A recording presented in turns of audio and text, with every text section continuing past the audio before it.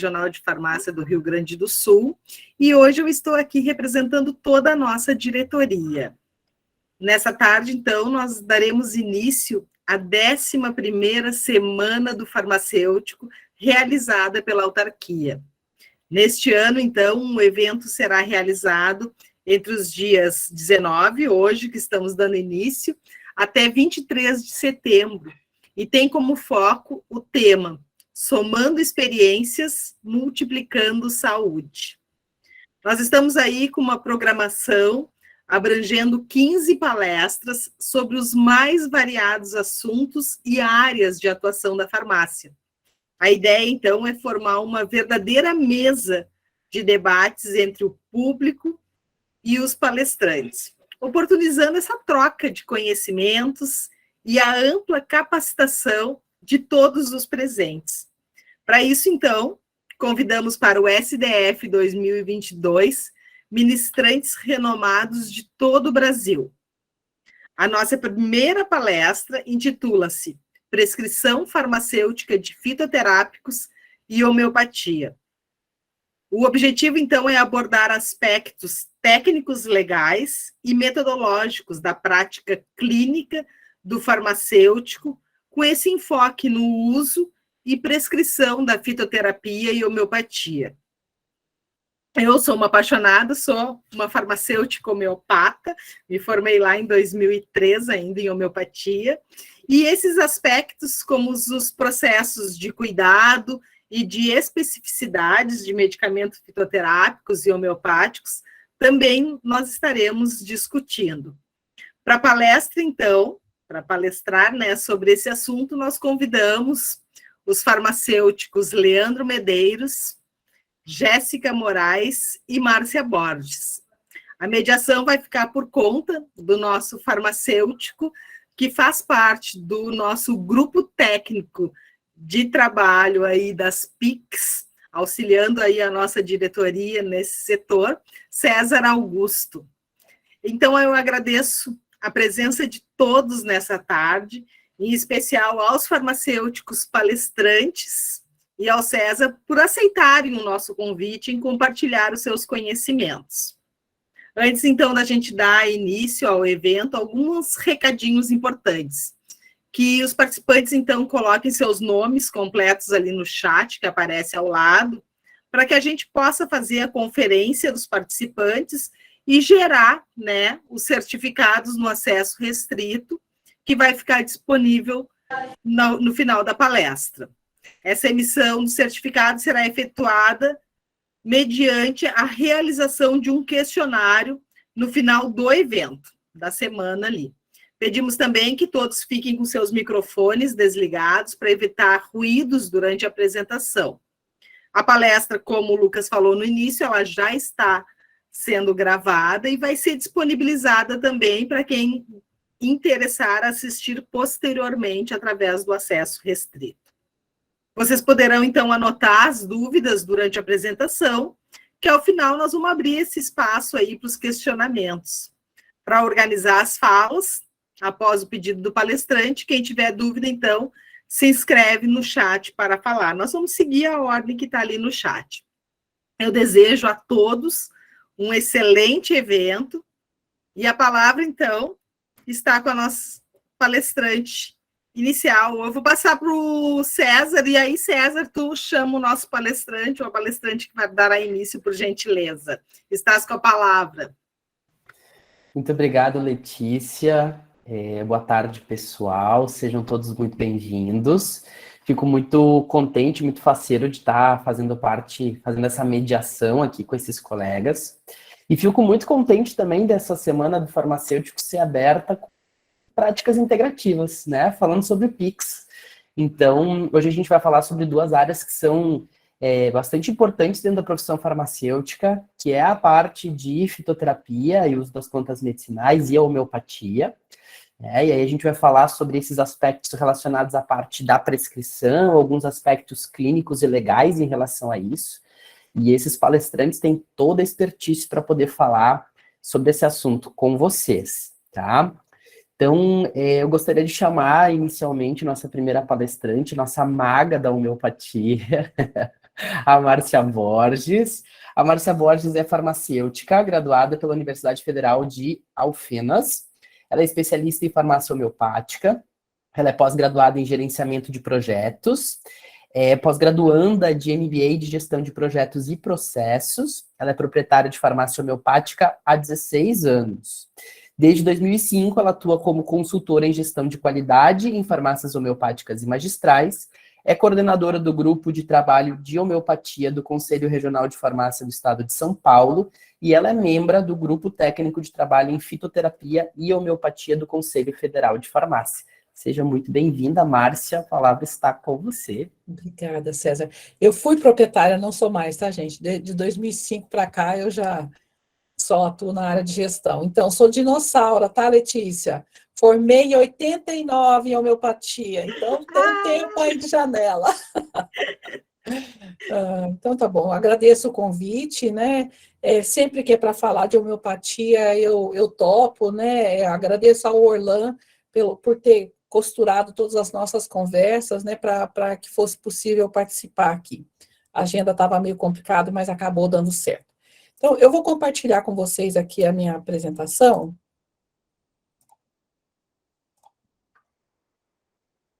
Colocar na forma de apresentação.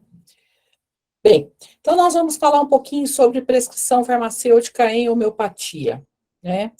Claro que falar de prescrição farmacêutica, a gente necessariamente tem que passar pelas bases legais da prescrição farmacêutica, né? Então, eu citei aqui as principais resoluções que impactam sobre a atuação do farmacêutico na prescrição, né? Então, em 2013, nós tivemos a publicação de duas importantes resoluções, né, que é a Resolução 585 e a Resolução 586, né, sendo que a 585 regulamenta as atribuições clínicas do farmacêutico e dá outras providências. E já a 586 regulamenta de maneira mais direcionada a prescrição farmacêutica e dá outras providências. Então, só foi possível a gente falar de forma aberta, né, sobre prescrição farmacêutica a partir destas duas resoluções, principalmente da 586.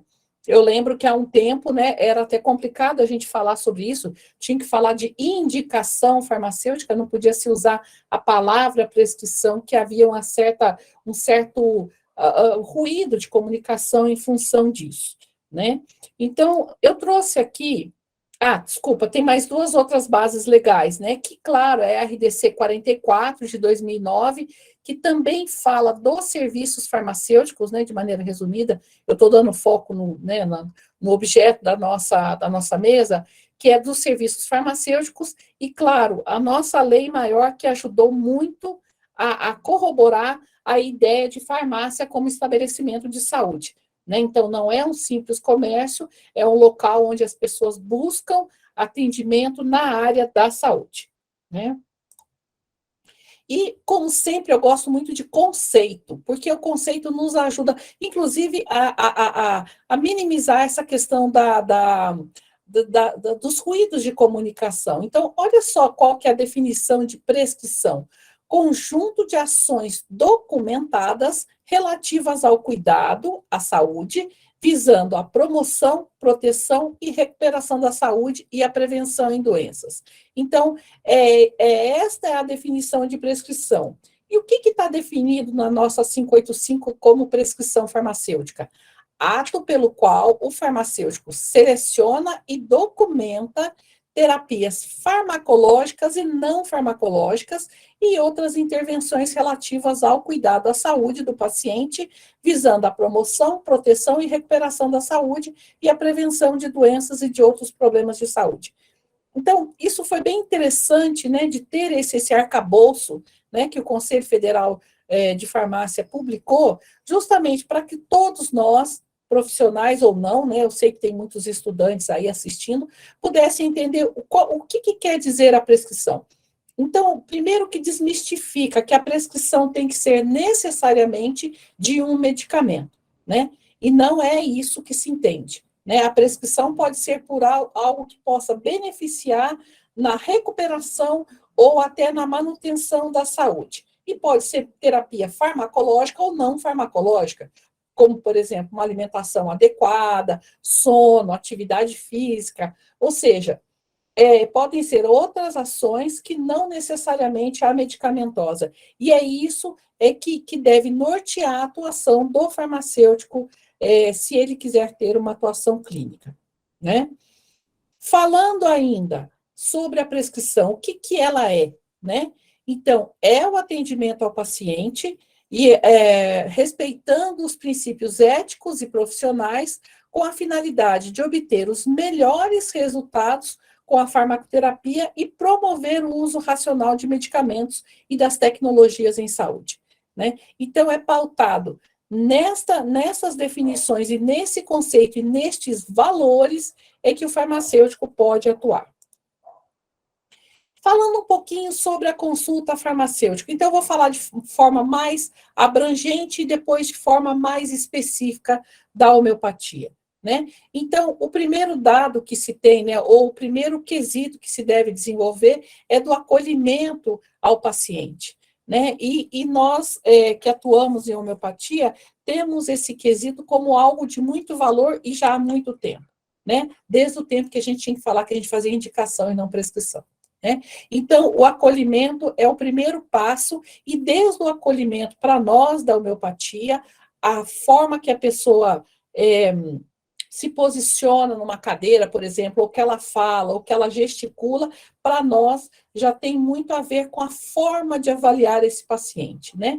A coleta de dados, né, que é importante para que a gente possa entender o motivo pelo qual esse paciente chegou até nós como profissionais, a análise situacional, né? Então, o que eu vou fazer como profissional mediante aquele relato ou aquela demanda daquele paciente? A elaboração do plano de cuidado, então, o que vai ser feito em função desta demanda, né? O que eu vou acordar, né?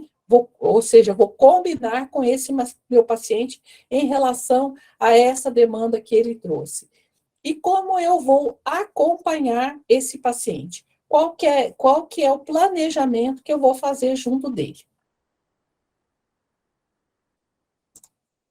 Se a gente falar, né, das etapas da prescrição, né, então esse material aqui eu fiz baseado num dos fascículos, né, eu sou voluntária do Conselho Regional de Farmácia de São Paulo, né, atualmente eu moro em São Caetano do Sul, que faz parte do ABC Paulista, e sou voluntária do Conselho Regional de Farmácia de São Paulo, do Conselho de São Paulo, já desde 2008, né?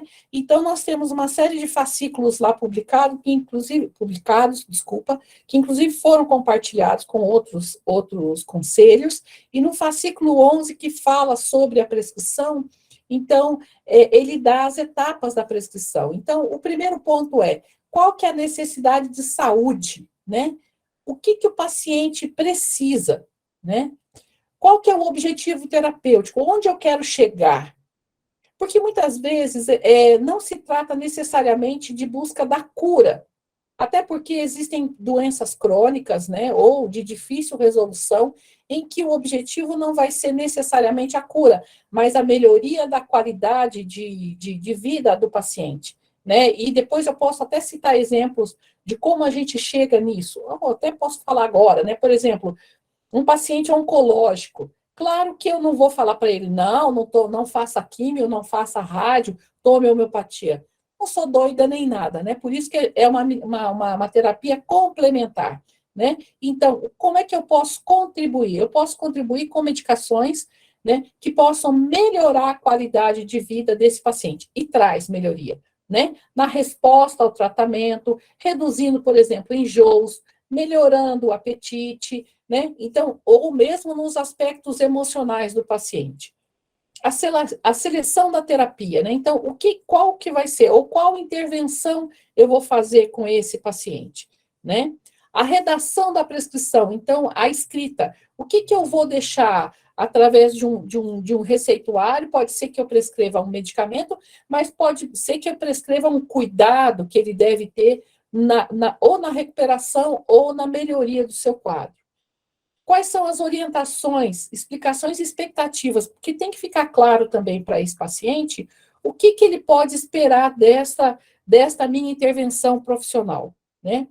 Avaliar os resultados, então eu vou acordar com ele qual é o período em que ele deve dar uma devolutiva, dependendo, né, da intensidade ou do tipo de queixa que ele trouxe para mim, né? Se é algo emergencial, com certeza, esse espaço de tempo vai ter que ser mais curto. Se é algo crônico, talvez demande um tempo maior para se obter uma resposta, né? E quais são os documentos do processo? Então, tudo tem que ser documentado.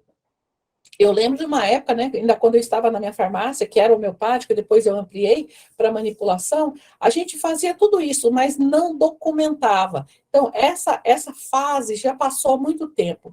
Então, tudo que eu vou fazer, com todas as intervenções que eu vou ter com cada paciente, eu tenho que registrar, até para poder manter uma sequência, né, do quadro de evolução ou não, ou até de um encaminhamento desse paciente a um outro profissional. Então, tudo isso tem que nortear o meu trabalho profissional. E aí não há problema nenhum, né? Quantas vezes a gente se vê mediante um desafio que vai além do que a gente pode interferir, né? Então, por exemplo, um paciente, como já aconteceu o relato de vários colegas, né? De o paciente chegar numa crise hipertensiva, visivelmente está com uma alteração significativa da pressão. Eu vou intervir? Não. No máximo, né, dar alguma coisa para ele se acalmar até que o quadro possa ser cuidado, mas nesse caso, com certeza, eu tenho que encaminhar. Então, tudo isso, né, todas essas tomadas de decisão, tem que fazer parte do meu dia a dia, né? Não é porque é a homeopatia que eu vou ter que encaminhar, não, tá, gente? Qualquer profissional, em qualquer área, em qualquer terapêutica escolhida, vai ter que saber qual que é o seu limite de atuação, até quando eu posso ser útil, né, e favorável àquele paciente, e quando aquilo está fora do meu escopo de atuação. Então, limite de atuação é muito importante, né? Agora, falando um pouquinho sobre a prescrição farmacêutica em homeopatia. E quando o meu computador optou por me dar essa sugestão de imagem, eu gostei muito, né? Porque para nós da homeopatia, as moléculas estão assim mesmo, vagando, né? Estão trabalhando ali, formando uma informação medicamentosa que vai trazer a melhoria, mesmo que elas estejam em quantidade ínfima, né, ultradiluída, ou não estejam presentes. Uma das teorias que mais tem progredido dentro da pesquisa homeopática é da formação dos chamados clusters, né, feitos pela água, que ela vai mudar o tamanho não, a angulação das moléculas da água em função da substância de origem. Então, achei que tem tudo a ver com o que a gente quer trazer de imagem em termos de pesquisa, né? E o que reproduz realmente o que acontece no medicamento homeopático, tá? Então, é uma grande questão e que, para nós tivemos muito que debater entre nós, farmacêuticos homeopatas, qual que era o nosso limite, até onde, e é uma pergunta muito recorrente, não só para mim em particular, mas dentro do conselho, dentro do curso que eu coordeno e ministro aulas, enfim, qual que é o limite, até onde eu posso prescrever, o que é considerado MIP em homeopatia, né? Então, nós fomos buscar lá na lei, né, 5991, que é de 73, e que no seu artigo 13º fala: dependerá da receita médica a dispensação de medicamentos homeopáticos cuja concentração de substância ativa corresponda às doses máximas farmacologicamente estabelecidas. Mas o que quer dizer isso? Veja, se a dose daquele medicamento tem uma ação farmacológica reconhecida, vai prescindir, ou seja, vai precisar de prescrição. Traduz, Márcia, o que é isso? Por exemplo, uma nus vômica, numa 3-CH, a quantidade de nus vômica ali presente ainda é significativa e pode trazer algum malefício, inclusive, para o paciente. Eu posso prescrever? Não. Né? Então, disso vai prescindir receita, ou seja, o médico deveria prescrever. Uma beladona 1-CH, posso prescrever? Não, ela é farmacologicamente ativa, eu não posso prescrever. E para ajudar a nortear essa visão do que pode, do que não pode. Então, eu trouxe aqui um print, né, do nosso Manual de Normas Técnicas para a Farmácia Homeopática, que é uma publicação realizada periodicamente pela ABFH, Associação Brasileira de Farmacêuticos Homeopatas, que está já na sua 5ª edição, e eu tive o prazer e o privilégio de contribuir na revisão de alcometria, né, dessa nossa 5ª edição. Então, ela traz esse anexo que traz uma tabela de medicamentos, potências para dispensação. Então, ela vai ali especificar qual potência para uso interno. Então, está definido aqui, potência na qual ou acima da qual o medicamento pode ser dispensado sem restrição para uso interno. E ainda tem a potência para uso externo, né? Então, não estou dizendo que é só nessa tabela que se vai basear, tá? E essa tabela, só para conhecimento, ela é baseada numa tabela publicada pela Farmacopeia Homeopática Americana, tá? Então, pelo menos, minimamente ali você sabe, aqui é zona de perigo, né? Aqui pode ter uma ação farmacológica representativa, e aí eu vou me abster de prescrever. Seria prescindível que um médico o acompanhasse, esse paciente, de forma mais incisiva, para que pudesse ser prescrita. Então, se a gente for ver, são as baixas potências, as bem baixas, né, para essas substâncias aqui, não são todas, né? Então, a gente, ali seria o limite mínimo. Qual é o máximo?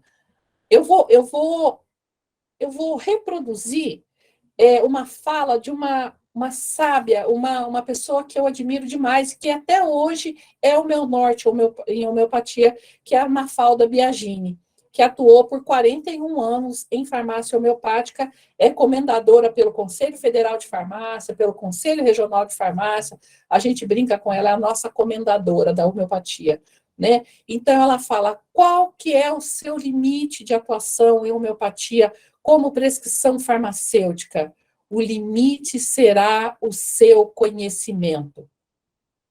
Vou repetir, o seu limite de atuação será o seu conhecimento. Porque se você sabe, se você domina, se você tem certeza do que você está fazendo e vai controlar todas as variáveis, então você está seguro.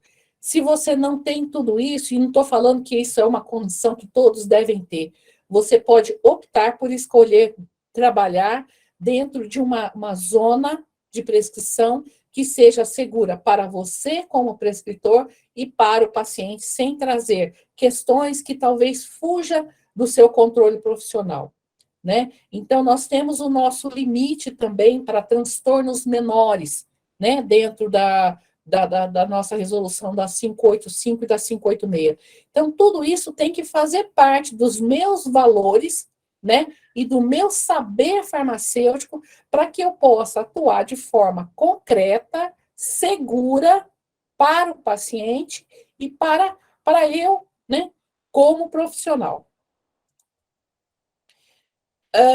Na resolução 586, que é outra questão que muita gente confunde, e eu trouxe questões que geram muitas dúvidas e que frequentemente nós somos questionados. Então, sobre assim, para prescrever homeopatia precisa ter curso de pós-graduação. Quem dera, tá? Eu estou sendo mais sincera do que talvez eu devesse.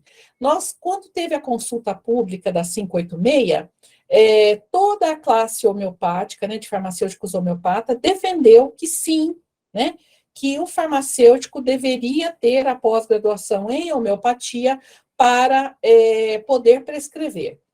Mas a nossa resolução não fala sobre isso. Por conta da formação generalista do farmacêutico, o artigo 5º fala: o farmacêutico poderá realizar a prescrição de medicamentos e outros produtos com finalidade terapêutica, cuja dispensação não exige a prescrição médica, incluindo medicamentos industrializados e preparações magistrais, alopáticos ou dinamizados. Aqui está a homeopatia. Está a antroposofia também, mas no Brasil, claro que a gente vai identificar melhor como homeopatia, tá? Plantas medicinais, drogas vegetais e outras categorias ou relações de medicamentos que venham a ser aprovados pelo órgão sanitário federal para a prescrição do farmacêutico. Não coloquei aqui, mas na sequência, né, desta resolução fala que a prescrição deve ser embasada nas melhores evidências, né, para fazer uma prescrição consolidada. E, claro, somente os medicamentos tarjados, e homeopatia a gente também tem alguns medicamentos tarjados, que são proibidos da prescrição farmacêutica, salvo se eles forem feitos dentro de um protocolo, ou seja, se fosse dentro de uma UBS, em que fosse feito um protocolo de prescrição farmacêutica de um medicamento tarjado, o farmacêutico só poderia prescrever se ele fizesse parte dessa equipe, a princípio, que eu entenda, multiprofissional. Então, a princípio, e pelo que reza a resolução 586, qualquer farmacêutico que tenha tido aulas de homeopatia na graduação está habilitado para prescrever homeopatia, tá? Agora, todos estamos habilitados, porém, estamos capacitados, né? Então, é uma pergunta que cada um deve se fazer. Vejam, eu sei que tem colegas farmacêuticos docentes que dão a disciplina de homeopatia na instituição de ensino superior, né, na faculdade, na graduação, mas é humanamente impossível passar todo o conhecimento que tem que se ter de fundamentos e filosofia da homeopatia, farmacoterapia homeopática, cuidado farmacêutico homeopatia, com uma carga horária média de 60 horas, né? Então, se o colega conseguir ensinar, no mínimo, os pilares e falar da farmacotécnica homeopática, ele já está fazendo um milagre, né? Os estágios, infelizmente, não acontecem como a gente gostaria, né? Que tenha realmente um acompanhamento de um profissional que esteja ali ajudando na formação desse estudante. Salvo os enganos, tá, gente? Eu não estou generalizando, não. Eu estou dizendo baseado na minha experiência e nos relatos que me chegam. Então, era muito comum, quando eu ainda fazia parte da diretoria da BFH, em feiras, né, que a gente tinha o stand institucional da BFH lá, o pessoal falar assim, nossa, eu não me sinto seguro para prescrever baseado somente no que eu aprendi na faculdade. A professora era ótima, mas ela não dava conta de ensinar tudo. Então, a gente falava, vá fazer uma pós-graduação. Então, assim, o que eu estou defendendo aqui, e independente de eu ser coordenadora, até porque existem vários cursos de pós-graduação em homeopatia, farmácia homeopática no Brasil, né? Então, estou falando por todos os cursos. Numa pós-graduação, você se aprofunda mais. Tem mais possibilidade de assertividade nesta atuação farmacêutica, né? Então, é essa pergunta que a gente tem que fazer. Não é para ser curioso, é para fazer com fundamento. O que você acha? Você acha que você consegue fazer? Então, vá lá, você respaldado, você está. Agora, é só lembrar que você está legalmente, eticamente, né, comprometido com aquilo que você fizer de acerto ou de erro, né? Falando ainda da base legal, né? Olha o que diz a RDC 87 de 2008. A prescrição ou indicação, quando realizada pelo farmacêutico responsável, também deve obedecer a critérios éticos e legais previstos. Ou seja, eu também respondo a questões éticas e legais. Então, se eu, como farmacêutico, trouxer qualquer malefício, e sim, pode-se trazer malefícios com o uso indevido da homeopatia, que é outro mito que se tem. A homeopatia não vai fazer mal. Pode fazer mal, sim, e desencadear sintomas que não existiam até então no paciente, né? E que podem até sair de controle. E eu estou falando tanto sintomas físicos quanto mentais, né? Então, eu tenho que saber que eu vou responder eticamente a isso, né? E do ponto de vista civil também, né? Como prescritor ou mesmo dentro da minha farmácia, até fazendo o serviço farmacêutico, né? Então, não estou querendo assustar ninguém, muito pelo contrário, a homeopatia pode trazer muitos benefícios, né? E a gente tem visto colegas fazendo trabalhos assim sensacionais dentro da farmácia clínica, né? Ou do cuidado. Eu gosto mais, ao invés de falar da prescrição, eu gosto do cuidado farmacêutico com a homeopatia, né? Então, eu tenho colegas que fazem esse trabalho há anos, né? Eu, infelizmente, por conta de outros trabalhos que eu assumi já há algum tempo, eu tenho pouca chance de atuar diretamente na prescrição. Não quer dizer que os colegas, a família, né, não venham atrás de uma ajuda farmacêutica, e assim sempre faço, né? Mas eu estou dizendo de quem está atuando diretamente no cuidado farmacêutico e homeopatia, tem trazido muitos benefícios às pessoas. E é bacana que, assim, à medida que você vai se consolidando, né, nesse trabalho, o boca a boca, né, ele se torna recorrente. Então, as pessoas vêm até você, chegam até você, quer seja no seu consultório farmacêutico, né, porque é possível ter tanto dentro da farmácia quanto fora, eles acabam tendo, né, uma resposta muito positiva das pessoas, né? Então, é bem interessante perceber que há um espaço muito grande para os profissionais que levam, né, a atuação clínica a sério, e que a homeopatia também não é diferente, né? Ela requer cuidado, ela requer estudo permanente, né? Lá no nosso curso, nós já temos vários colegas que estão atuando em clínica, farmácia clínica, e os resultados são interessantíssimos, e a devolutiva que os pacientes têm é muito interessante, né? Falando um pouquinho só, né, me delongando um pouquinho mais sobre a definição do objetivo terapêutico. Então, o que eu quero trazer para esse meu paciente? É promoção, proteção ou recuperação da saúde, né? Eu quero prevenir alguma doença? Sim, dá para prevenir com homeopatia também, né? Dá para melhorar a qualidade de vida do paciente? Sim, dá, e é isso que eu quero. O que eu quero? Ou o que ele busca? E em quanto tempo? Né? Claro, se a pessoa está numa diarreia porque houve uma intoxicação alimentar, com certeza esse tempo de resposta e de devolutivas deve ser mais curto, né? E ao contrário, né, mais um mito, a homeopatia pode ser tão ou mais rápida que a alopatia, né? Daí a importância de conhecer os recursos terapêuticos que eu tenho e qual é o tempo de resposta e qual é a posologia mais adequada para dar em cada situação, se é uma situação mais crítica ou se é um problema crônico, né? E aí, fazendo dentro da racionalidade homeopática, né? Então, eu sempre começo pelo levantamento dos sinais e sintomas que esse paciente apresenta. Eu tenho que escolher um medicamento que, em sua patogenesia, produza uma afecção similar à que se quer curar. Ou seja, é o primeiro pilar da homeopatia, né? Que é a lei dos semelhantes. Então, eu vou ter que buscar um medicamento homeopático que tenha uma identidade com este paciente ou com esse quadro, né, de sinais e sintomas. Eu posso focar muito mais em ser um pouco mais restritiva do ponto de vista da busca, não vou buscar o simílimo do paciente, eu estou tentando trazer uma melhoria daquele quadro em específico, né, mas eu tenho que verificar qual é o medicamento que vai mais identificar todos os sinais e sintomas e percepções que esse paciente me trouxe.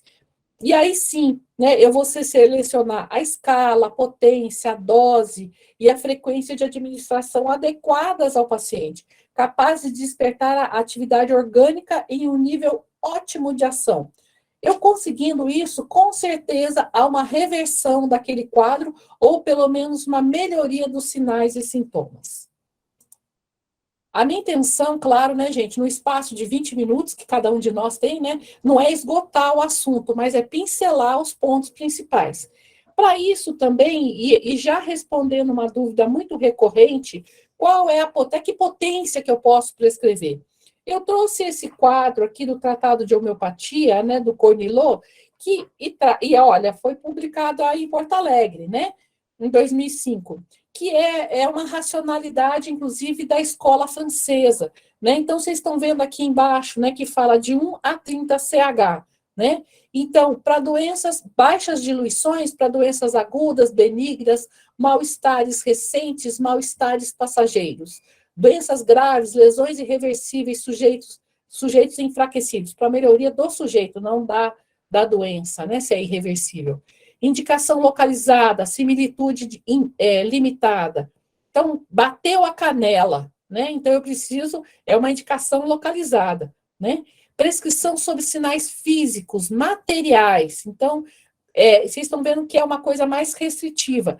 Etiologia ou causalidade recente são os pequenos medicamentos, né? Então, que é uma classificação dentro da homeopatia. Então, baixas potências.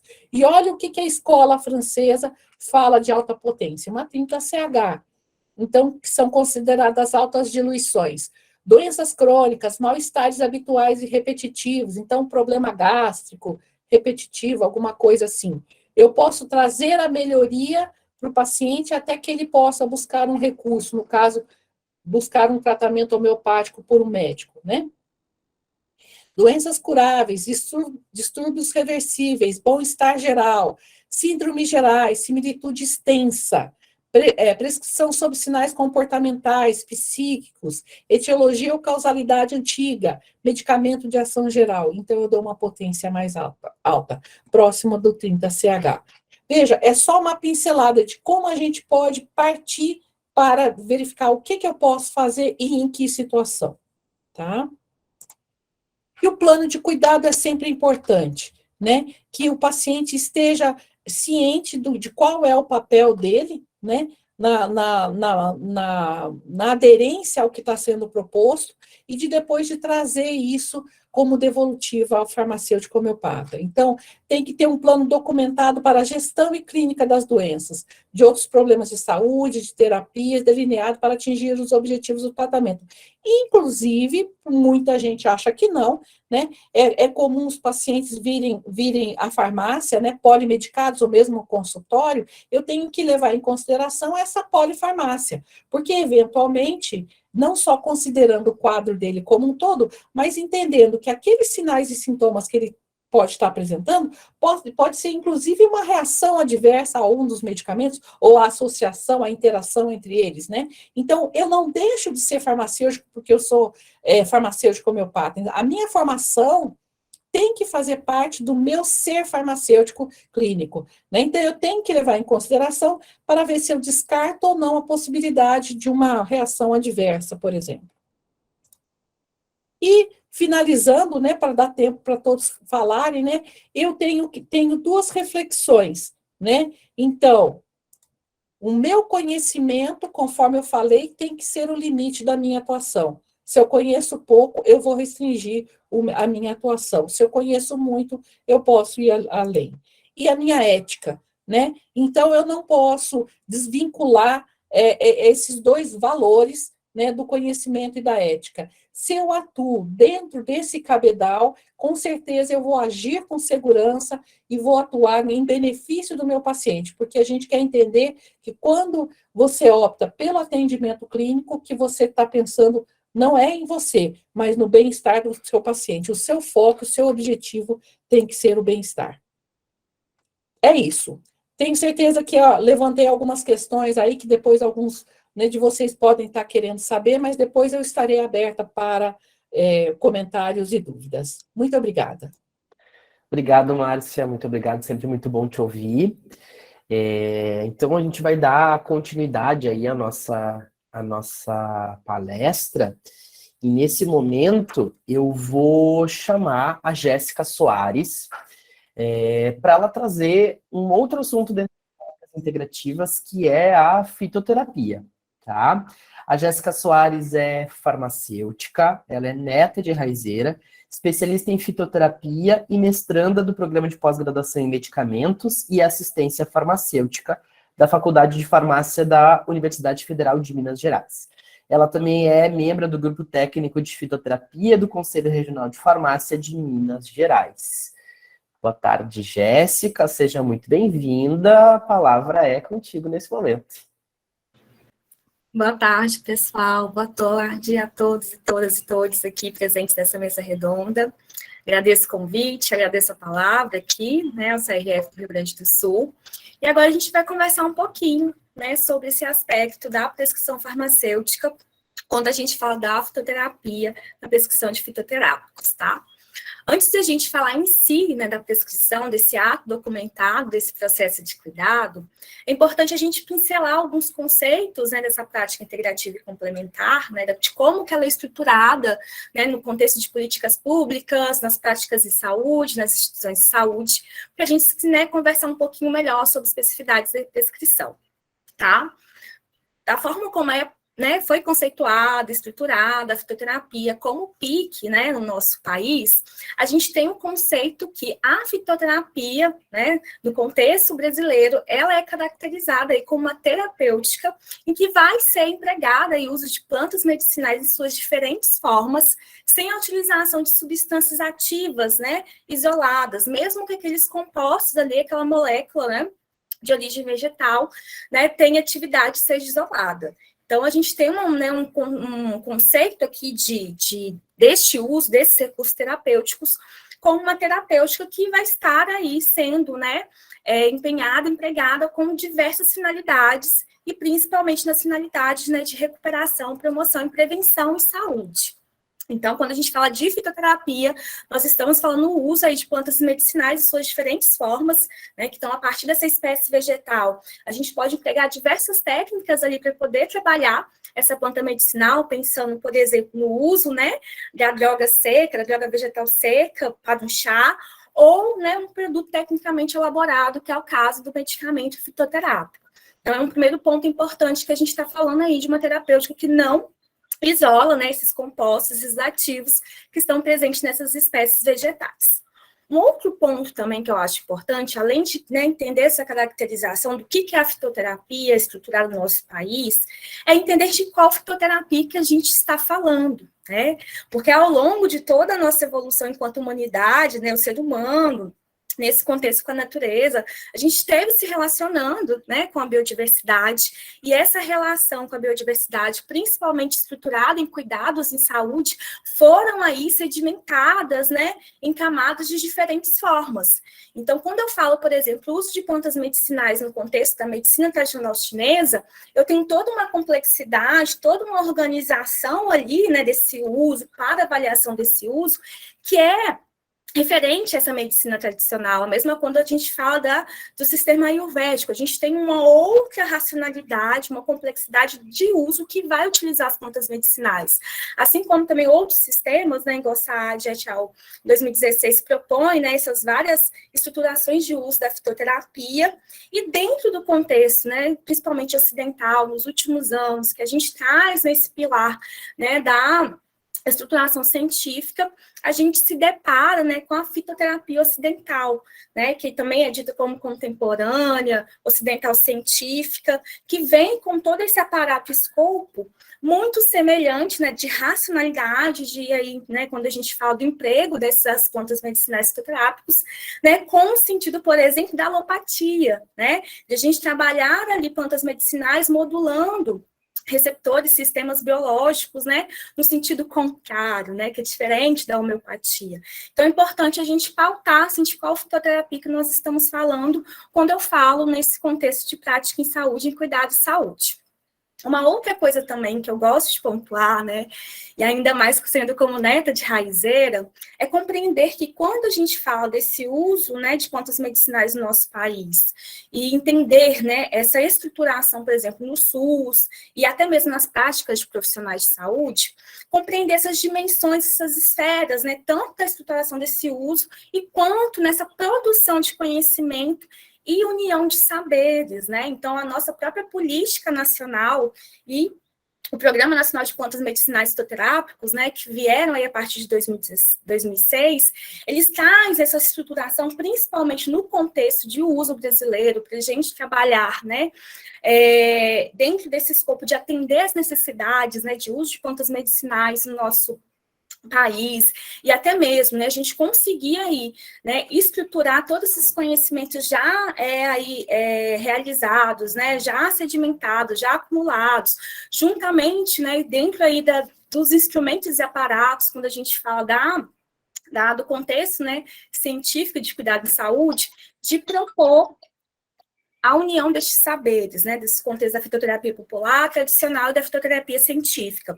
Claro, né, nessa questão de uso, estruturação de uso, a gente tem umas especificidades, né, mas aqui eu destaco bastante a questão da fitoterapia tradicional, né, que traz esse acúmulo, né, de informações sobre indicações, efetividade, segurança, né, de várias plantas medicinais, de várias espécies vegetais, né, que estão sendo utilizados por muito tempo, e a gente consegue ter essa avaliação tanto da efetividade, ou seja, o quanto que isso impacta em cuidados de saúde, em resultados clínicos, como assim da segurança, né?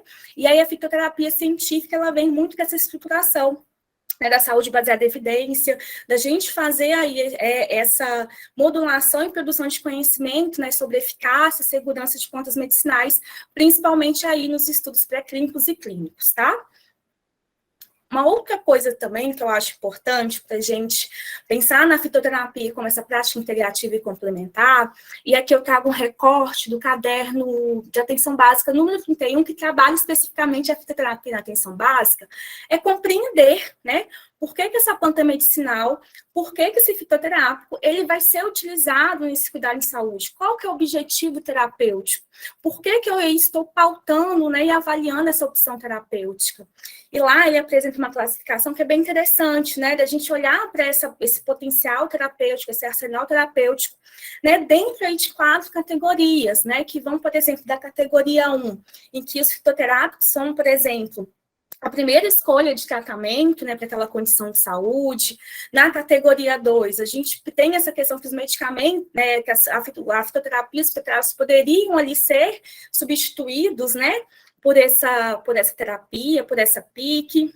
A categoria 3, em qual aí, né, a fitoterapia, as plantas medicinais fitoterápicos podem ser empregados como coadjuvantes a uma terapia básica, né, como, por exemplo, no contexto de uso de medicamentos convencionais, e no contexto, né, o último contexto que é pautado, né, nesse recorte do caderno 31 da atenção básica, na categoria 4, quando né, por exemplo, as plantas medicinais fitoterápicos não são adequados, não são indicados para esse uso. Então, é importante, né, assim como a Márcia falou, eu gosto de trazer a fitoterapia dentro desse eixo de cuidado em saúde, de processo de cuidado.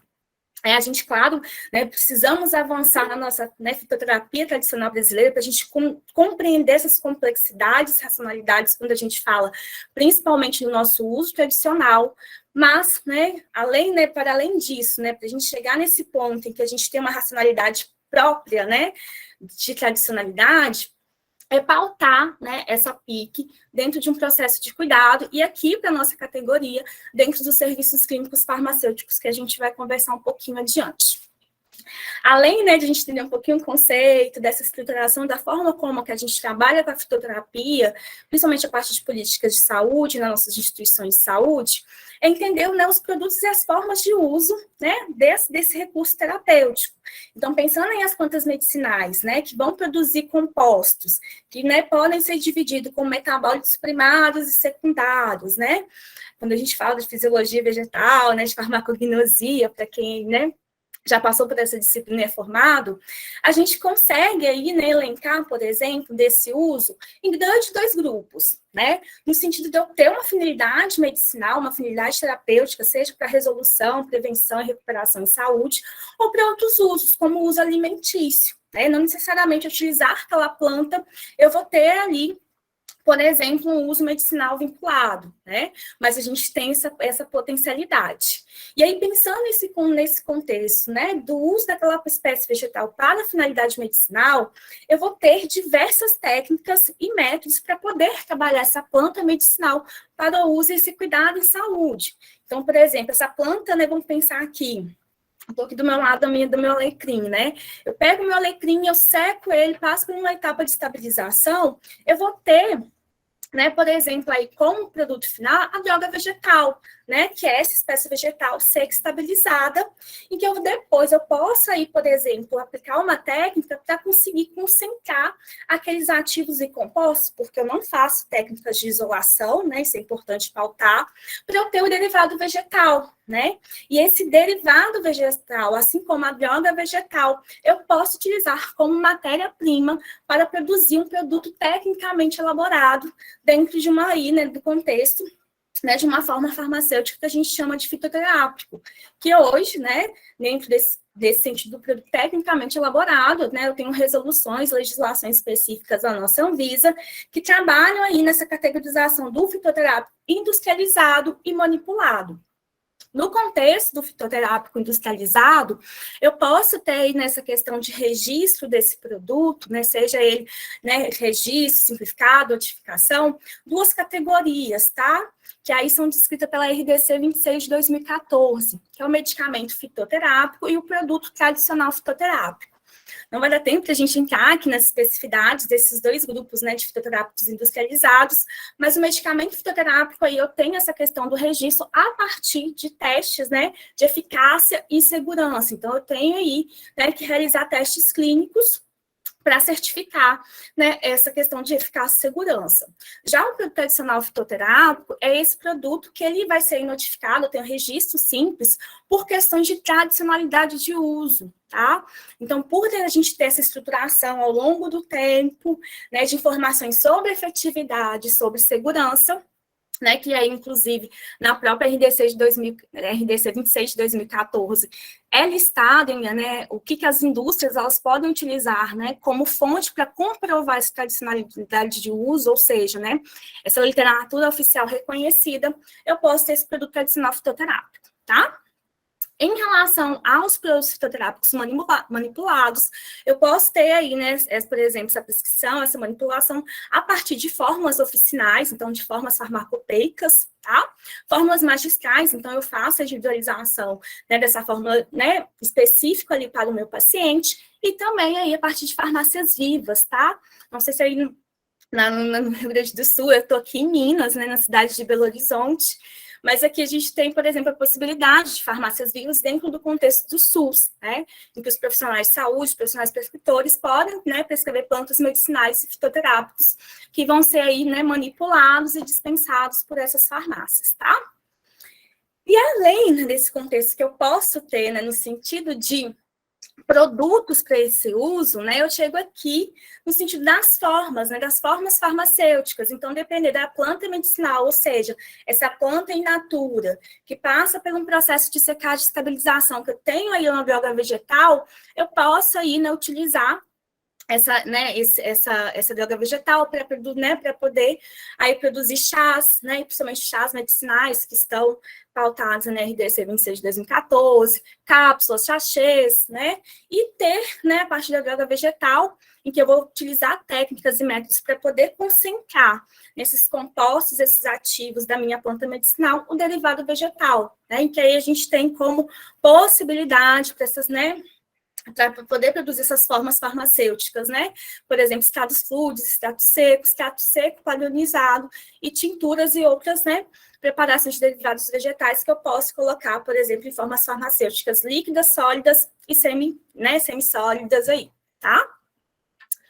Uma coisa que eu gosto muito de pautar, gente, quando a gente fala da fitoterapia, passando desses primeiros conceitos iniciais, compreendendo o que é fitoterapêutica, os produtos e as formas de uso, né, desses recursos naturais, é compreender que ela, como caracterizada como terapêutica, né, ela vai ser ali, por exemplo, selecionada, avaliada a partir de um processo de cuidado. E eu gosto de falar, né, no contexto, a clínica é tudo, mas a clínica, principalmente essa questão da anamnese, do exame físico, que está muito retido na avaliação inicial, antecede o plano aí de cuidado, a elaboração do plano de cuidado. Porque, né, às vezes eu vejo, né, dentro dessas possibilidades, a gente fica maravilhado aí, né, com a questão da fitoterapia, essas potencialidades nos cuidados de saúde, e a gente fica muito focado no produto, ou seja, né, na planta medicinal, e ali nas suas formas, outras formas de uso. E esquece, né, que esse produto vai ser empregado, né, ele vai ter um objetivo, uma finalidade dentro de um processo de cuidado. Então, a gente não tem como aí desvincular, né, esse processo de cuidado com a utilização dessa terapia, desse recurso terapêutico. Então, eu vou ter que, né, ter competências, habilidades, atitudes, em que eu possa ali, né, acolher, identificar as demandas, seja de um paciente que já esteja utilizando uma planta medicinal fitoterápica, ou, né, que eu avalie ali necessidades de saúde que podem ser utilizados, que podem ser manejados com a fitoterapia, para poder ir, né, compreender de como essa terapêutica ela vai ser aplicada, né? De como que dentro aí do plano de cuidado, a etapa de elaboração do plano de cuidado, conjuntamente com o paciente, conjuntamente com outros profissionais de saúde, essas plantas medicinais podem trazer os melhores resultados possíveis, né? Que de fato tragam resultados que vão ter impactos clínicos, humanísticos e econômicos. Então, é uma avaliação ampla que está estruturada dentro de um processo de trabalho que a gente chama de processo de cuidado, em que eu vou ter que fazer essa avaliação inicial desse paciente, avaliar de como a fitoterapia pode ou está contribuindo nesses cuidados em saúde, né, construir esse plano de cuidado devidamente aí, dentro, né, do que é regulamentado, e é aí que a prescrição farmacêutica, né, ela aparece, porque ela é resultante desse ato documentado, né, em que eu vou ali trabalhar com recursos, né, tanto plantas medicinais fitoterápicos, em que eu documente, né, em que eu certifique, e aí registre nessa avaliação, esse processo de cuidado, para que depois eu possa fazer a avaliação de resultados, né. Então, não desvincular o uso dessa terapêutica do processo de cuidado. Aqui eu trago um recorte também do documento CFF, né, que é uma importante publicação que a gente tem para compreender o que é o cuidado farmacêutico, o que são serviços clínicos farmacêuticos, né, que ele elenca, inclusive, traz as práticas integrativas complementares dentro desses grupos e procedimentos farmacêuticos que podem estar vinculados a serviços clínicos farmacêuticos específicos, né? Então, que é desde educação em saúde até o acompanhamento farmacoterapêutico. Então, da partir do serviço clínico que eu ali esteja provendo para aquele paciente, né, a fitoterapia pode ser um recurso terapêutico possível a ser empregado nesse cuidado de saúde, assim como também nessa avaliação, tá, das plantas medicinais e dos fitoterápicos em uso. Eu trago aqui, né, um esqueminha que eu junto com o processo de tomada de decisão e com o conceito da saúde e conduta baseadas em evidências, para a gente entender que, né, essa questão, né, da prescrição, ela é um ponto, né, que é resultante desse processo de tomada de decisão, que ele não é instintivo. Né? A gente precisa estruturar esse raciocínio clínico, estruturar pilares para essa prática, para conjuntamente com o paciente e aqueles outros profissionais chegar a essa tomada de decisão, em que eu vou, por exemplo, ali, poder, né, selecionar e prescrever uma planta medicinal fitoterápica, que vai desde as melhores evidências disponíveis, da regulação, o que eu tenho de respaldo, né, que regula essa minha prática do serviço para essa terapêutica, a minha experiência clínica, o conhecimento epidemiológico, assim como também a gente trazer como um pilar nesse processo de tomada de decisão de cuidado, e dentro desse contexto da saúde baseada em evidência, cultura, valores, preferências, características socioeconômicas e experiência subjetiva, por exemplo, desse paciente com aquele problema de saúde, com o uso, né, de determinado medicamento e planta medicinal. Então, é um processo, um arcabouço, né, muito maior do que eu apenas prescrever. Né? A prescrição será uma etapa desse plano de cuidado, em que eu vou ter que aplicar todos esses pilares, né, todas essas dimensões, para poder conseguir selecionar ali, né, qual que é, né, a planta medicinal fitoterápico mais indicada, efetivo, seguro e conveniente. Eu sou uma farmacêutica, né, que trabalho especificamente com um serviço, dentro desses serviços clínicos farmacêuticos, que é o serviço de gerenciamento da terapia medicamentosa, né, que a gente tem aí a tradução no documento CFF como acompanhamento farmacoterapêutico, e que eu utilizo o arcabouço teórico-metodológico para esse processo de cuidado, para esse raciocínio clínico da atenção farmacêutica, do farmacêutico qualquer. Eu até deixo aqui, né, a indicação desse meu artigo, que a gente, né, tem esse arcabouço metodológico para avaliação dos medicamentos, né? Porque a gente tem uma avaliação, a gente tem um cenário, né, de contexto, não só brasileiro, de mundial, relacionado aí à necessidade no uso de medicamentos, né? Do farmacêutico aí assumindo essa responsabilidade, de fato, né, de avaliar e otimizar a farmacoterapia do paciente. Né, que é um arcabouço realmente que dá instrumentalização para a gente fazer essa avaliação.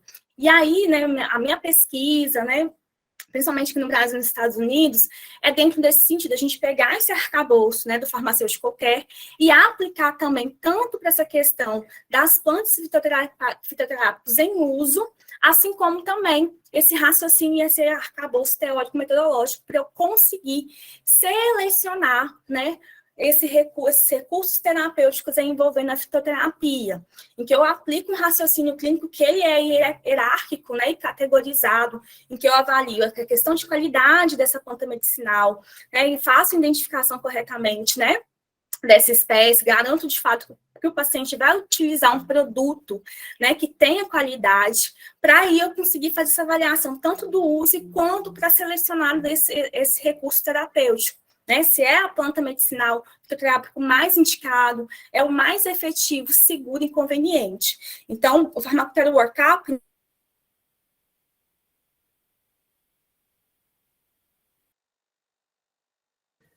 Jéssica, teu microfone fechou. Isso, teu microfone fechou.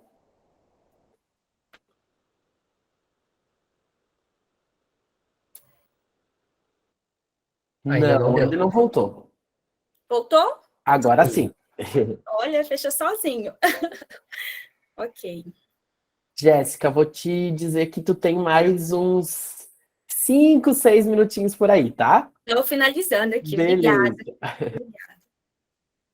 E aí, gente, pegando aqueles pilares, né, que meu processo de tomada de decisão para poder fazer essa avaliação do uso, assim como também selecionar, né, essa planta medicinal fitoterápica mais indicada, efetivo, seguro e conveniente do paciente, a gente tem umas bases para a gente, né, consolidar e poder tomar esse processo de tomada de decisão, né? Então, a gente tem, por exemplo, né, dentro desse contexto de melhores evidências disponíveis, algumas fontes oficiais, tanto brasileira quanto internacional, em que a gente pode, por exemplo, né, utilizar como recurso de avaliação para poder entender essa indicação, efetividade, né, essa possível segurança e conveniência.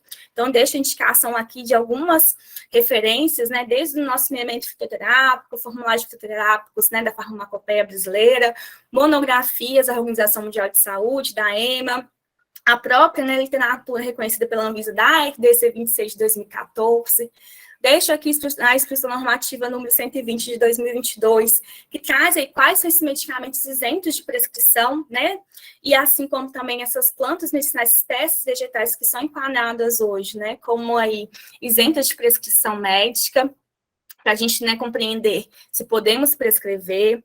Coloco também aqui algumas bases de dados, né, que a gente pode ter acesso, seja paga, ou seja de forma gratuita, como a Examine, para a gente conseguir também procurar essas informações sobre indicação, efetividade, segurança e conveniência, tá?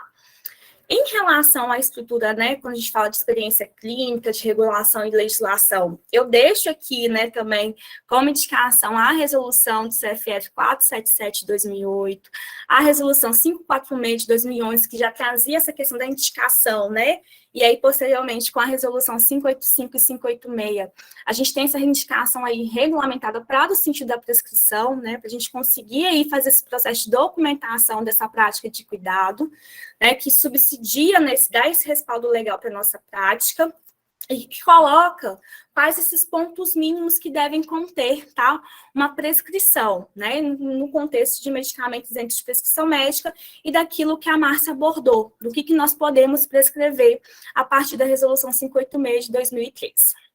Para finalizar, gente, e eu pontuar algumas questões específicas, né, quando tange a prescrição de fitoterápicos e plantas medicinais, eu trago aqui uma prescrição minha, tá, meu acervo pessoal, para a gente compreender como que deve, né, pegar esses requisitos mínimos e estruturar numa prescrição, ou seja, nesse documento, de fato, né, aí registrado. Duas coisas importantes aqui que eu ressalto referente à prescrição de fitoterápicos.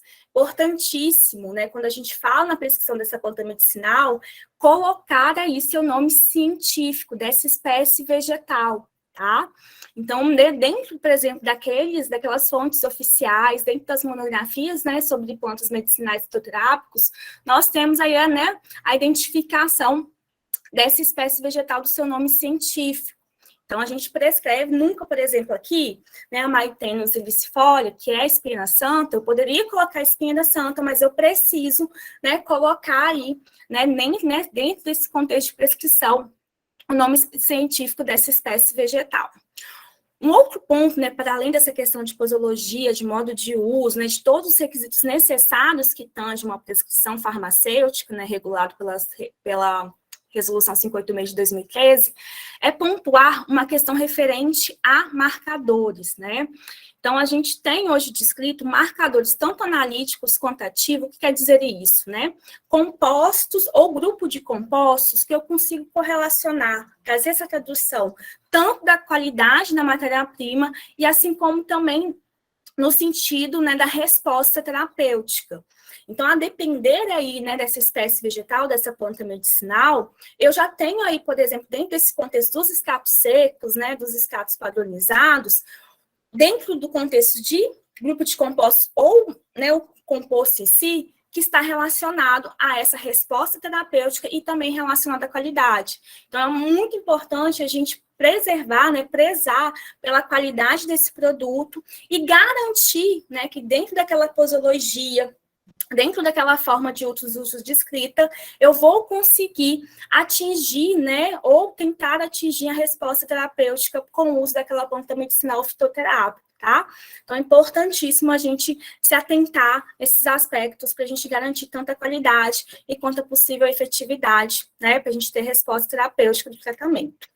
Uma outra coisa que eu gosto de pontuar, nesse sentido da prescrição, é que né, esse documento, né, esse registro, para além de um ponto, né, registrar esse plano de cuidado, é um documento do paciente. Então, a gente tem que, né, por exemplo, assim, se no caso, né, de um fitoterápico manipulado, seguir normas específicas, né, por exemplo, da RDC 67 de 2007, que é complementar, né, com a resolução aí, do CFF, né, da 586 de 2013, mas também se atentar nesse contexto que a prescrição é um documento do paciente. Então, conseguir ali a parte do seu letramento em saúde, da sua forma de entendimento, trazer, né, essas orientações sobre como utilizar, de como armazenar, né, de como, por exemplo, ele pode se atentar a questões relacionadas à segurança, né, de possíveis reações adversas ao medicamento, tá? Então, trazer isso também, porque a fitoterapia, né, como o PIC, traz esse, né, esse olhar de uma prática holística, centrada na pessoa e que trabalha principalmente a autonomia nesse contexto de cuidado em saúde. Né, eu sei que igual, né, é muita coisa, muita informação para pouco tempo. E assim, a gente vai falando da fitoterapia, das PICs, a gente tem esse olhar, né, e esse envolvimento apaixonante, mas eu me coloco à disposição para discutir depois, também nas minhas redes sociais, eu estou aí como raizeira científica, e vamos continuar esse diálogo aí, né, sobre as plantinhas. Muito bem, então, Jéssica, muito obrigado pela tua colocação, pela tua apresentação.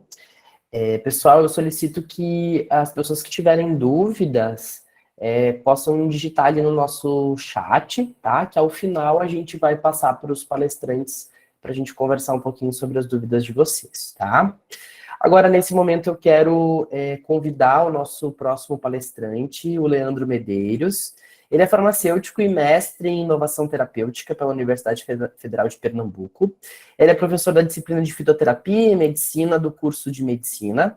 É coordenador da Liga Acadêmica de Fitoterapia Médica, pesquisador do grupo de pesquisa, tecnologia, inovação e cuidado em saúde, na linha de pesquisa clínica e avaliação de tecnologias em saúde aplicadas a produtos naturais, e coordenador do curso de farmácia da Universidade Católica de Pernambuco. Ele é membro do grupo de trabalho em suplementos alimentares do Conselho Federal de Farmácia. Seja muito bem-vindo, Leandro. A palavra está contigo agora. Muito obrigado. Vocês me ouvem bem? Acho que sim, né? Está sinalizando aqui que o som está saindo. Então, é um prazer imenso estar aqui com vocês hoje. Compartilhar, aprender bastante também. Eu agradeço ao CRF do Rio Grande do Sul pelo convite. E é um prazer também estar aqui na mesa com as colegas queridas que a gente já acompanha há um tempo, né? Bom, hoje me foi solicitado para falar um pouquinho sobre a prescrição de fitoterápicos. Acho que a Márcia ela abordou a homeopatia de uma forma muito coerente, muito lúcida, obviamente, muito robusta, até pela sua própria história, e que foi depois complementado com a Jéssica.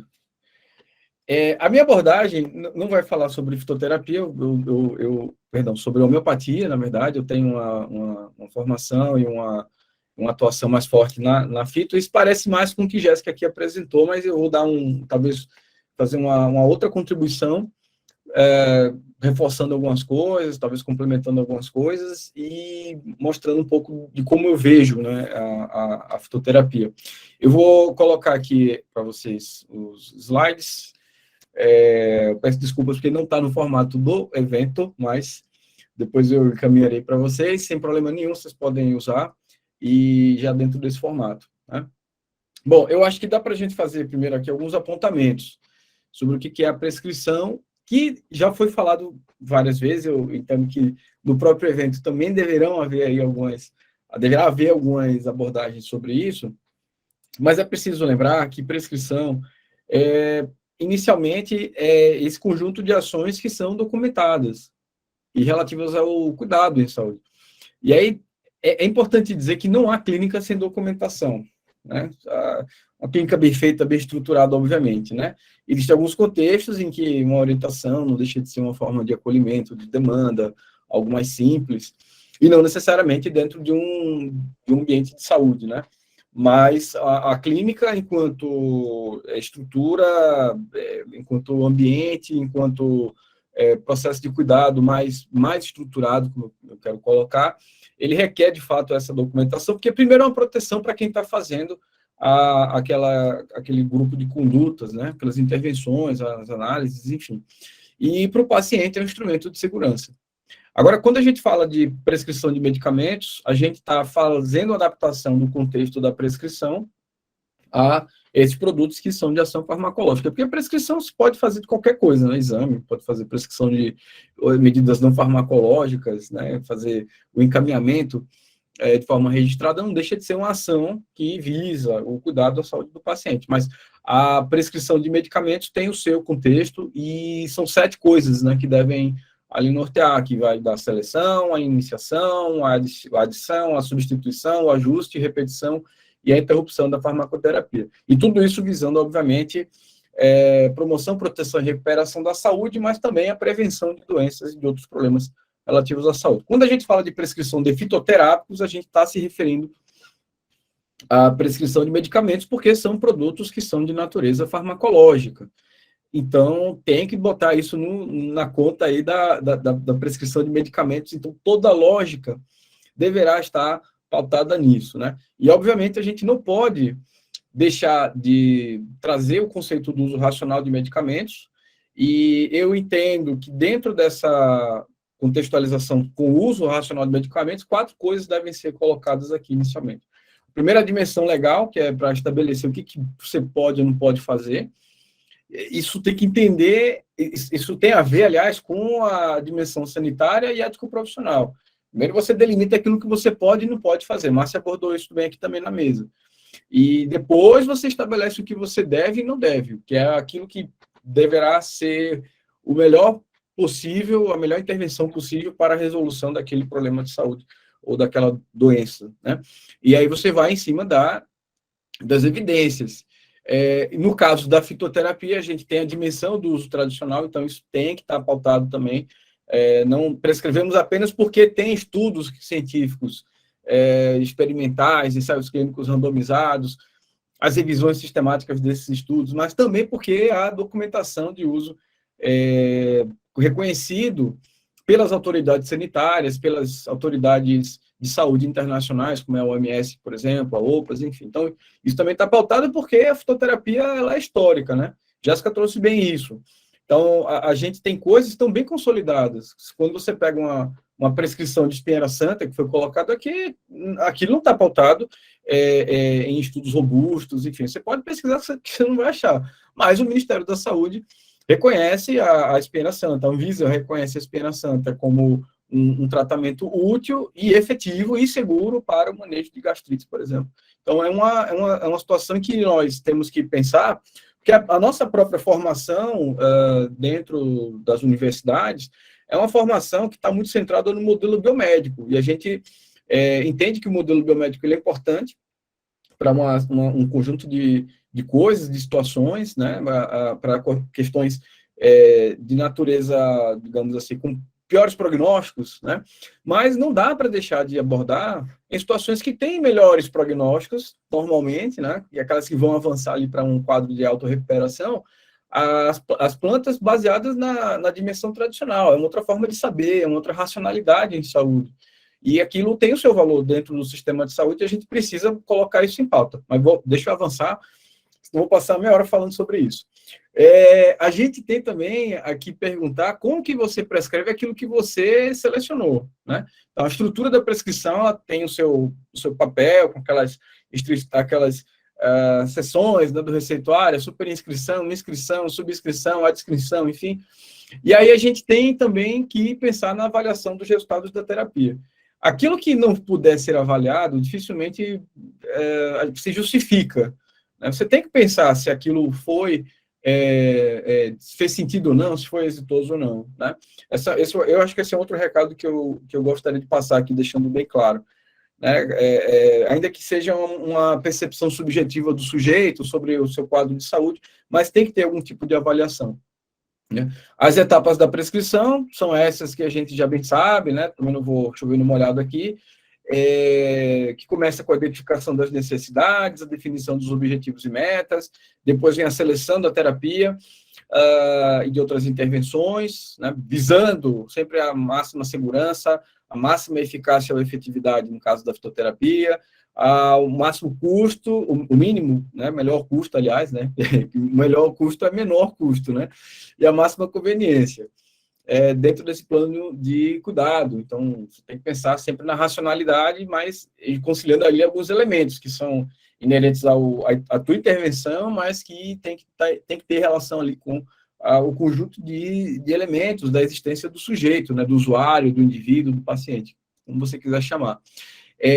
Aí se faz depois a redação do receituário, orienta o paciente, se certificando que ele entendeu aquilo que você fez, né, e é importante, eu costumo fazer perguntas, né, para o paciente, talvez como professor, acho que isso acaba me induzindo a fazer isso, mas eu acho válido, sinceramente eu acho válido, porque muito do que é erro relativo à utilização de medicamentos tem a ver com a falta dessa compreensão, né?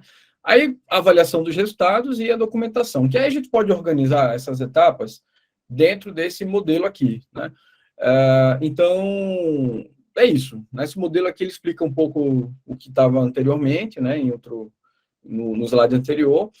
Começa sempre pela avaliação, parte da identificação das necessidades de saúde, vem depois o planejamento terapêutico, com a definição dos objetivos e metas terapêuticas de forma clara, e para atingir isso daqui, aquele desfecho que você quer alcançar em um período de tempo, né, isso é o que a gente entende por meta terapêutica, a gente vai ter que cavar dentro daquilo que está disponível no teu território, em termos de intervenções, e aí definir as estratégias, que é o como, né, como você alcança aquela meta, visando o máximo de benefício, segurança, conveniência e o mínimo de custo. Fez a seleção da terapia? Ótimo. Então, parte para a redação do receituário, que tem que ser feito de uma forma clara, né, legível, cumprindo todos os requisitos legais.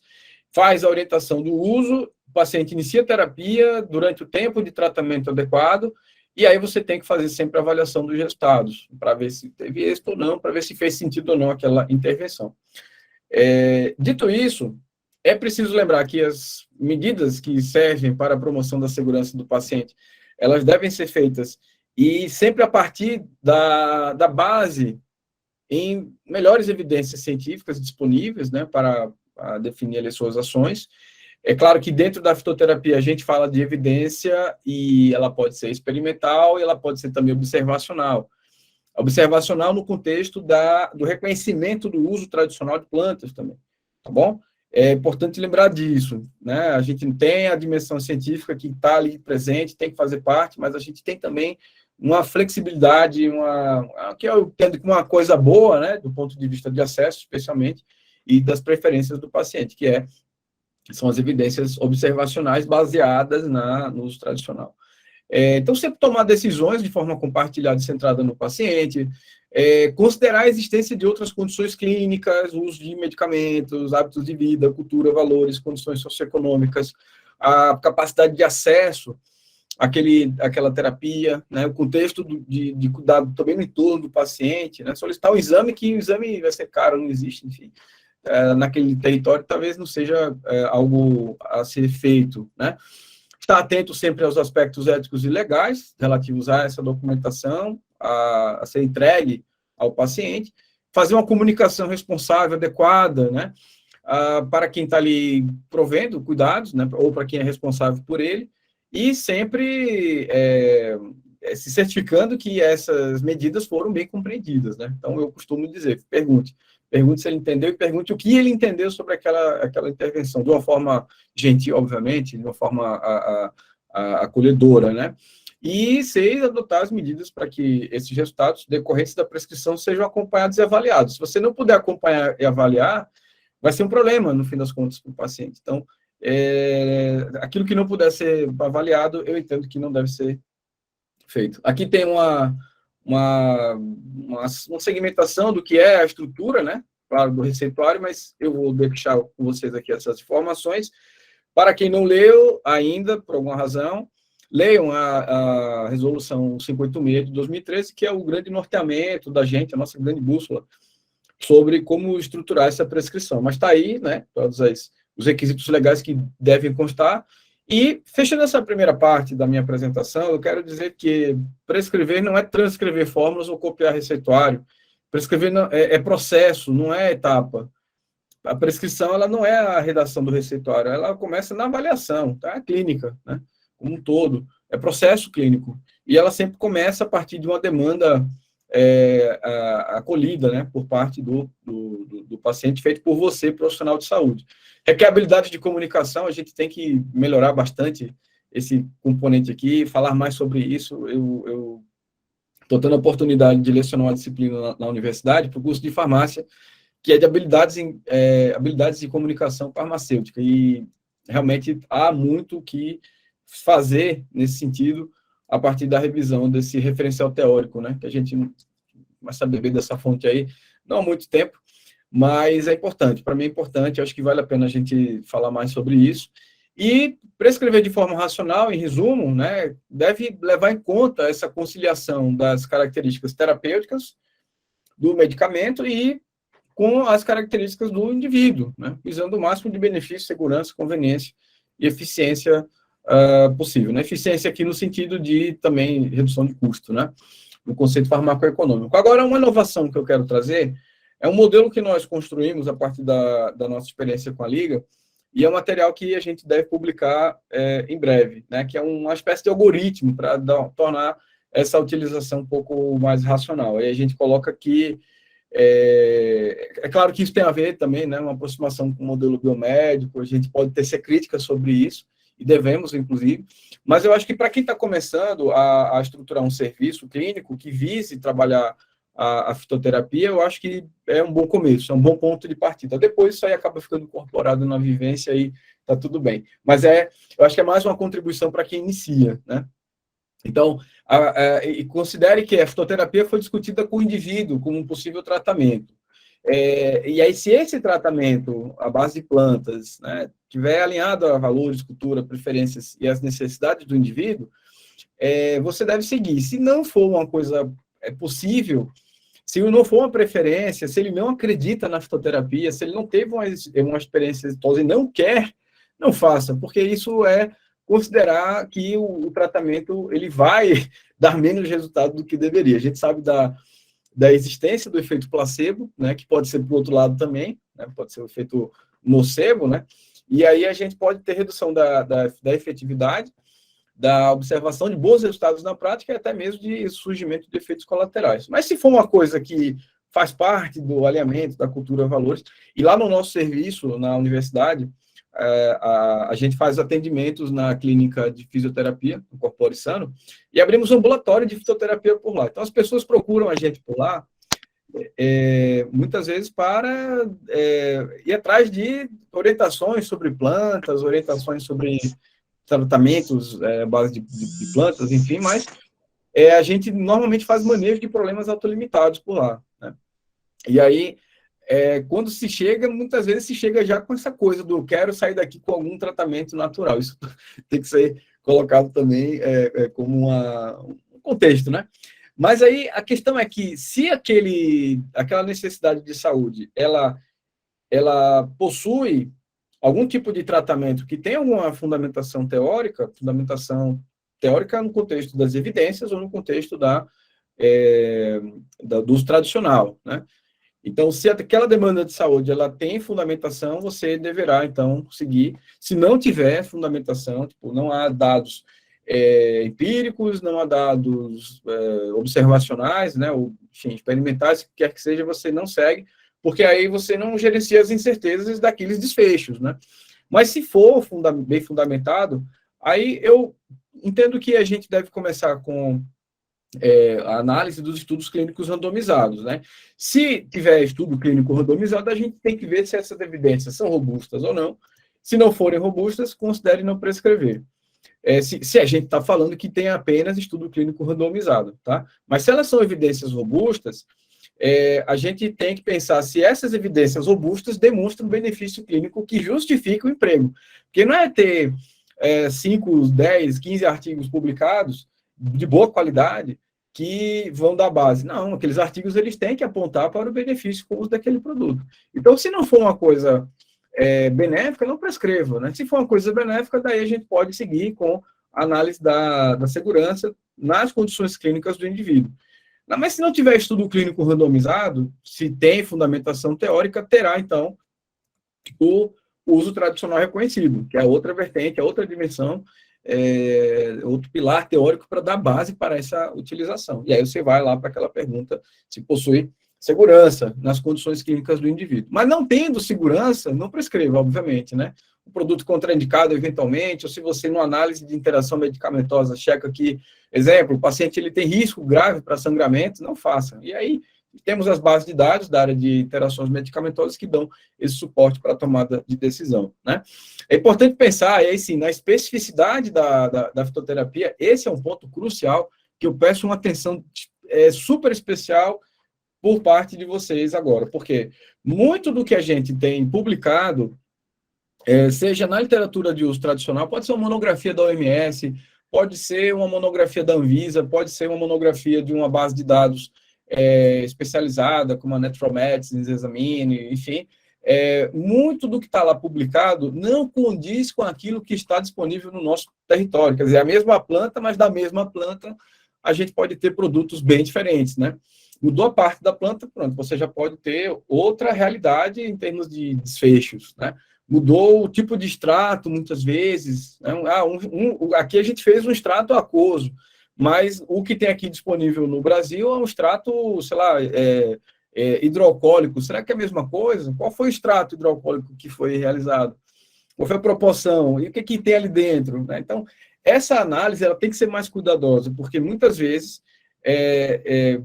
erros são cometidos por conta dessa não análise do que bate com a literatura e o insumo farmacêutico disponível na tua região, no teu território, né? Então, se essas especificações do insumo não condizem, você pode avançar, você tem que perguntar se é possível adaptar a posologia. Às vezes é um extrato padronizado a 5%, que está disponível lá na literatura, e o que você tem é um extrato a 3% no teu local, na tua região, na tua cidade. Dá para adaptar? Claro que dá. Uma situação dessa é adaptável, você vai ter que aplicar um fator de correção ali para ter a dose correspondente aos princípios ativos, né?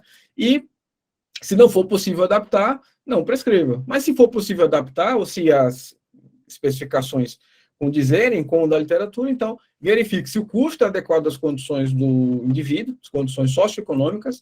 Se não for, considere não prescrever, porque terá talvez não adesão, ou falta de acesso de alguma maneira, mas se for adequado, veja se é conveniente quanto à posologia e acesso. Não sendo conveniente, não vai ter adesão, de alguma maneira, e se sim, aí, ok, considere prescrever de acordo com a posologia descrita na literatura científica, né? Aí pode ser reconhecida ou pode ser a partir dos ensaios clínicos. Então, acho que isso aí fecha um pouco o raciocínio do passo a passo para você fazer essa prescrição racional. Eu lembro que, no caso da farmácia, a gente tem, além da resolução 585 e da 586, né, que fundamenta aí a nossa prática clínica, e a prescrição farmacêutica, né, que determina que deve ser contextualizada no plano de cuidado, que deve tratar problemas de saúde autolimitados, fundamentados em evidências ou em uso tradicional reconhecido, que a gente só pode prescrever produtos que são isentos de prescrição médica. Não há estabelecimento da limitação, não há limites, né, para vias de administração. Então, se for MIP, se for dentro do contexto ali, colocado acima, você pode prescrever qualquer via. Alguns profissionais, eles têm restrições, tipo, os nutricionistas somente via oral, sublingual, né, ou outras vias enterais. A gente tem também a portaria 1988, que regulamenta, né, a prática das PICs no SUS, e a gente está ali dentro do rol de profissões que podem exercer, se você não está atuando num serviço privado, então no serviço público a gente tem também essa dimensão que permite a nossa atuação, né, que bebe dessa fonte aqui, obviamente. Mas tem profissão que não tem regulamentação específica para fitoterapia, mas está lá permitida, tipo psicólogo. É um imbróglio isso, eu não quero nem entrar nessa discussão, porque isso aqui leva 1 hora de debate. Mas não há requerimento do título de especialista em fitoterapia, como alguns têm. Nossa graduação ela já tem uma formação relativamente robusta e a gente, né, com um pouco mais de vivência, a gente tem ali competências para poder atuar, né? Acho que algumas coisas têm que avançar, mas a gente, no fim das contas, não temos essa exigência, né? E está aqui, ó, no caso da resolução 710 de 2021, também a gente tem atribuições bem definidas, né, nas PICs no âmbito da medicina tradicional chinesa, que é outra racionalidade, né? Enfim, então, o que nós podemos fazer, né, quanto à prescrição farmacêutica? Oi. Deixa eu te interromper só um minutinho. Vou pedir para tu ir agilizando a tua apresentação, para a gente poder ter espaço para as nossas discussões, tá? Eu estou já terminando. Ok, obrigado. Já estou no finalzinho. Obrigado pelo alerta. Então, em resumo, o que nós podemos fazer, né? O problema de saúde autolimitado é o manejo, né? É uma coisa que está bem relacionada. Muitas das demandas de saúde que têm bom prognóstico podem ser tratadas com a fitoterapia, mas a gente tem que lembrar também, e acho que isso vem a ser depois, já começa a ser discutido na prática ali, dentro dos corredores do próprio Conselho Federal, que também podemos manejar eventos adversos a medicamentos e também interações medicamentosas, né? Podem acontecer. Né? Agora, são problemas de saúde decorrentes disso. E a outra coisa também é a educação em saúde. E, claro, dentro do serviço, dentro do rol de serviços clínicos, o gerenciamento da farmacoterapia, ou a conciliação terapêutica, tudo aquilo, obviamente, também conversa, né? Mas, com a fitoterapia. Mas quando a gente fala de prescrição propriamente dita, que é um outro tipo de modalidade de serviço, a gente tem que contextualizar nesse contexto aqui. Certo? E aí, para fechar a apresentação, eu vou fazer, no tempo está curto, uma breve apresentação de um caso clínico tratado lá na nossa liga. Nós temos uma paciente do sexo feminino, de 30 anos, que se queixava de ausência de libido. Ela chegou lá com isso, né? Aí, na análise, ela apresentava essa disfunção sexual, ausência de libido, redução ou ausência pode ser entendido como um quadro de disfunção sexual, que pode ser autolimitado, inclusive. Tem instrumentos que fazem esse tipo de avaliação, um questionário de índice de satisfação sexual, de 6 itens, né, com 6 dimensões ali, pode ser aplicado, claro. E ela também apresentava um quadro de ansiedade, que na nossa análise foi entendido como leve, e um quadro de esofagite eosinofílica, mas ela já estava em tratamento. E por que a gente coloca isso daqui, que não é autolimitado? Porque faz parte ali do contexto da paciente. Ela tinha aquele quadro, ela tinha aquele problema, e aí, se você vai prescrever, você tem que levar em consideração isso, né? Que aquela intervenção, ela vai conversar não somente com o que ela apresenta aqui de queixa principal, mas ela vai provavelmente impactar em outras coisas. Impacta mesmo, né? Ou não impacta? E vale a pena fazer esse tipo de acompanhamento, né, claro.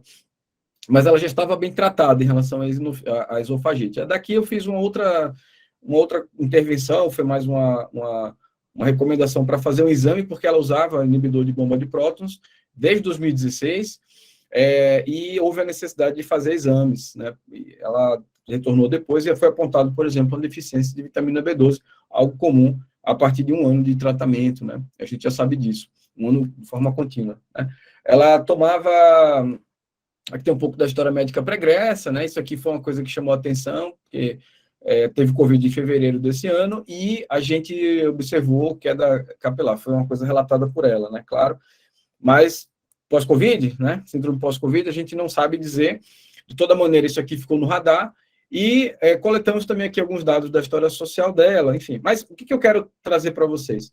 É que na análise da investigação estomatológica, juntando com os demais elementos, o que ficou claro é que a queixa de fadiga física e mental estava presente. Muito provavelmente, a gente fez a aplicação da escala de avaliação de fadiga, ela estava pontuando 33, e isso já dá uma fadiga importante, né? Então, teve que seguir para um especialista nessa área, que havia uma questão ali também com um endocrinologista, né? Foi o que a gente acabou fazendo, encaminhando, porque já estava fora, né? Já como uma fadiga grave, tinha que realmente cuidar de uma outra maneira. E pelo que foi apresentado, era o endocrinologista, o especialista mais importante aí para manejar isso, né? Ainda o relato, né, do refluxo, do gastralgia, mas outras coisas aqui do sistema tegumentar, isso aqui não foi uma coisa tratada por nós inicialmente. O nosso foco foi realmente na queixa principal dela. Então, qual foi a nossa avaliação? Basicamente, por conta do estalopram que ela tomava, ela teve esse evento adverso. 30% ou mais das pessoas que consomem estalopram do sexo feminino apresentam impacto sobre saúde sexual e especialmente libido, né? Então, o objetivo, na nossa hipótese diagnóstica, foi isso daqui. No objetivo terapêutico, né, estava clara a melhora da libido, da satisfação sexual geral, em razão do que foi apresentado, e a conduta foi o tribulus terrestres, porque, a partir da literatura, a gente viu que se trata de um produto testado, estudado, no manejo de reação adversa de antidepressivos, impactando sobre a saúde sexual, né? E aqui está a estrutura do receituário, eu fiz um recortezinho, de como tem que ser feito, né, exatamente com a dose adequada, conversando com o estudo, e eu sempre costumo deixar claro isso daqui, para finalizar aqui minha fala, né, o quanto que tem que ter de protodiocina. Uma coisa que as farmácias de manipulação precisam estar mais atentas, na minha opinião, com relação a isto, né, porque você prescrever 250 miligramas de um extrato é uma coisa, mas qual extrato? Ele vai ter esse extrato aqui, que foi estudado nos trabalhos clínicos, e fornecerá, de fato, essa dose. Numa análise prévia que eu fiz, eu entendo que, depois a gente comenta sobre isso, mas isso é um ponto de melhoria urgente nas farmácias de manipulação, tá? Então, a farmácia usa pó, às vezes, o extrato seco que não tem esse teor aqui de protodiocina, enfim. E é um produto que tem, clinicamente, a evidência, né? Além de... e não impacta sobre níveis de hormônios, isso não tem relação. Depois de 60 dias de resultado, a gente teve uma melhora significativa, foi a partir do questionário autorrelatado, e tivemos uma boa resposta com isso. Então, esse é um exemplo, né? Esse é um exemplo. Então, com isso, por conta do tempo, eu vou encerrar aqui minha fala para a gente poder conversar um pouquinho mais no nosso debate. Deixo aqui minha rede social, Leandro Medeiros, professor, para quem quiser fazer alguma pergunta, acompanhar. E é isso, eu devolvo a palavra para a moderação da mesa. Muito obrigado a todas e todos.